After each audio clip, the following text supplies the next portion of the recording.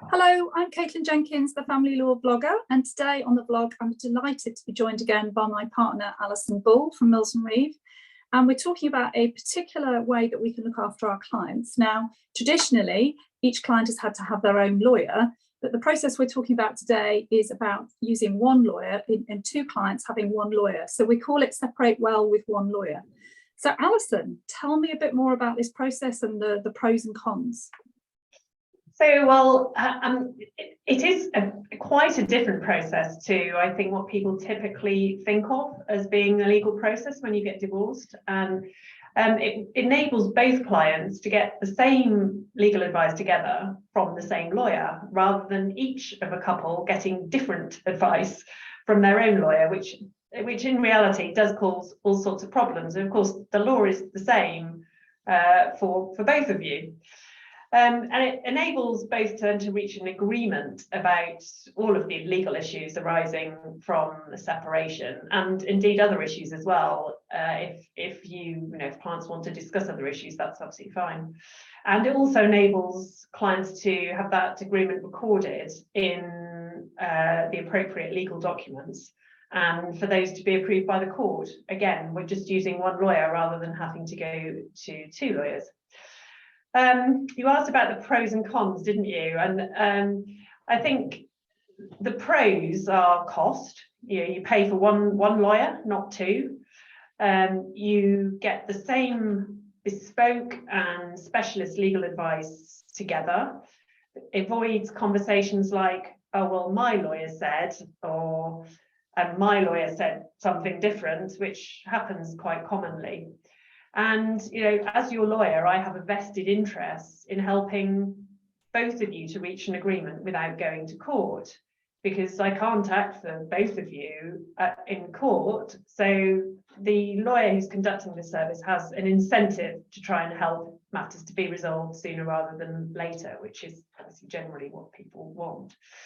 You don't need to go to court, so that's another positive. And you can involve other professionals still in this process if you need to, whether that's a therapist or a forensic accountant or a financial advisor.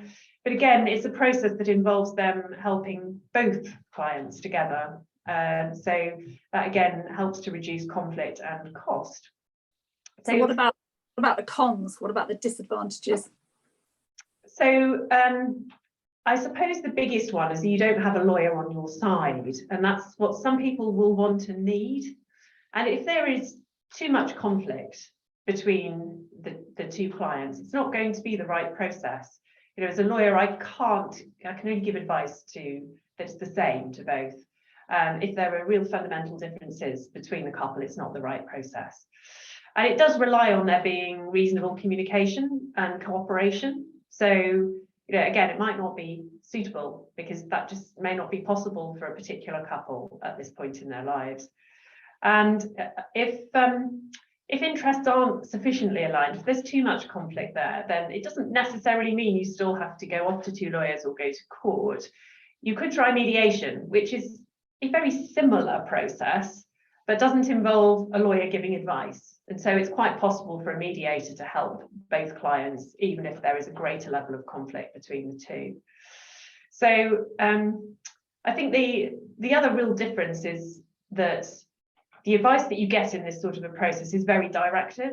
So if that's what clients want, if they want to be told what to do, then this service, Separate Well with One Lawyer, is the right process.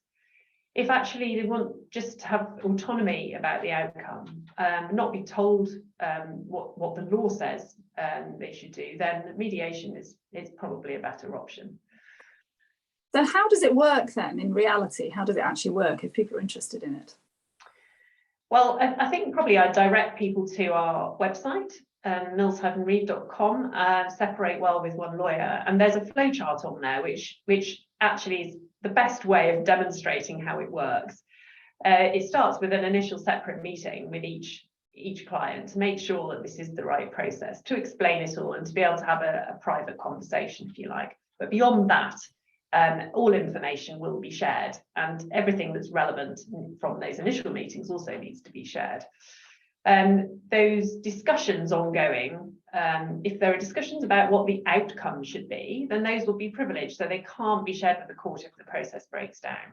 But the disclosure process that has to happen if you're sorting out money, for example, will be an open process and can be referred to in court, and is shared throughout with both of the couple and the lawyer. So there's no behind the scenes discussions. That just doesn't happen with this process. And there will be a series of meetings. If a couple has children, then we will help the parents to discuss and agree a parenting plan as well. And at the end of that process, you should end up with an agreement and time to reflect. So there's a cooling off period, 14 days. And then beyond that, if both of the couple are in agreement with the outcome that they've reached, then the documentation can be signed and sent off to the court for approval. So yeah, that's broadly how it works. But I think the flowchart is a good way of showing the process. Absolutely. And you've sort of touched on this, but who might it be suitable for? And probably more importantly, who is it not suitable for? So you've touched on this in some ways. It's those who can communicate, perhaps those who want to be a bit more directed, those who can actually potentially sit in a room together. So anything else about suitability or those for whom it's not suitable? Well, I think there's a couple of key points about suitability. I mean, as clients, you have to be emotionally able to work together, because this does require that. And that's quite often a bit about being the right time. You have to be able to work together, and you have to be able to solve what could be difficult problems, although with help. You don't have to do it yourselves. And you have to be willing to be open and honest about all relevant financial and factual information. And if that's not the case, this is definitely not the right process. But beyond that, then yes, we've covered most of those cases in which it will be suitable. And I suppose the corollary to that is, if those factors aren't present, it's not going to be a suitable process for people. If there isn't that honesty, openness, transparency, it's not going to be right. But also, if there are concerns about whether the relationship has been abusive in any way, this is very unlikely to be the right process. If there are safeguarding concerns about either an adult or a child, it's not going to be the right process. If emotions are running too high, if the conflict is too great, and also if just one or other doesn't feel able to make a decision freely, then again, it's not going to be the right process. But if it's not the right process, that doesn't mean it's off to court. There are other ways, and we can help with those as well. Absolutely right. And it's about finding the right way to support a particular family with their range of issues and their scenario. So this is just one of the range of options that we can offer clients. Yeah. So the question that clients will often ask, how much will it cost? Or how do we address that with clients if they're interested in it? Yeah, and it's tricky, isn't it? Because of course that's the question that everyone wants the answer to. And what I can say is it is going to be less expensive than having two lawyers, most definitely. We do offer fixed fees, but they are geared towards a particular case. So if that's something that clients want, we're happy to discuss that. But sometimes that may not be the right option either for people, because inevitably, if you agree a fixed fee, the overall amount might actually end up being higher than it needs to be. But that's a discussion that we're very happy to have with clients. So yeah, I mean, I think overall it is going to be a cheaper process than having two lawyers, and it is definitely going to be far cheaper than litigating through the court, without question. Absolutely. And as with all of our processes at Mills & Reeve, we believe in being really transparent with our clients about whatever the process is and their options. So in those initial conversations, cost will very much feature in it, because we don't want clients to have surprises. We want them to understand what the full range of the options are, and the cost implications is very much part of that decision making. Yeah, absolutely. But I think it's a feature of this process that it's a streamlined, cost-effective process. That's what we're aiming to achieve. So for the right case, this should end up being considerably less expensive than many other options.